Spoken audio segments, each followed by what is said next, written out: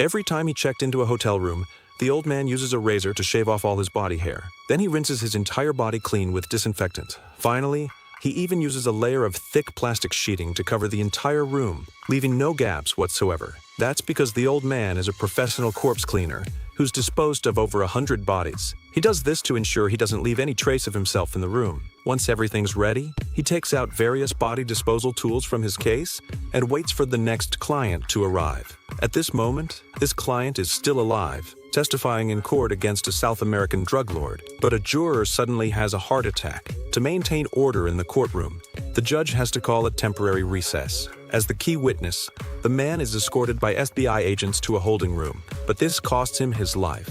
The moment he enters, he discovers the real agents are already dead. These two imposters are hitmen sent by the drug lord. Soon, the witness's body is delivered to the old man. Before each job, he takes photos of the deceased to keep as trophies. Then comes the easiest part, disposing of the body. He doesn't need to cut the corpse into pieces and throw it away. He just drags it into the bathtub and dissolves it with chemicals, leaving no clues for the police. When court reconvenes, the FBI agents finally realize something's wrong, but it's already too late. Right now, the most important thing is catching the killer. Hours later, the agents finally track down those two men.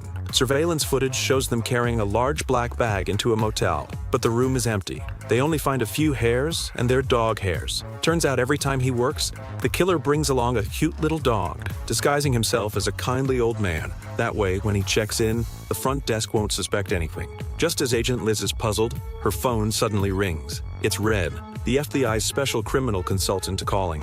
Tape residue on the walls? How do you know that? Look in the tub. Run your fingers around the drain. What do you smell? Chemicals? The stew maker is in town.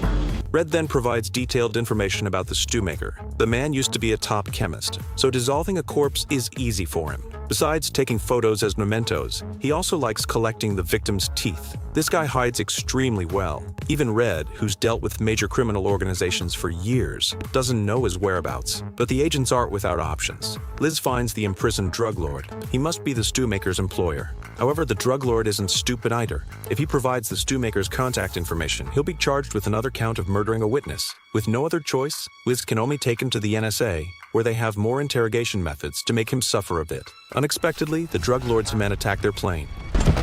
Then several criminals drive in, open fire, and kill all the agents on site. Liz can't help because she's caught in the explosion. In the end, the criminals not only easily rescue the drug lord, but also kidnap Liz. What's worse, the drug lord immediately hands Liz over to the stew maker. This is the stew maker's first time dealing with a living person, so it's quite a challenge for him.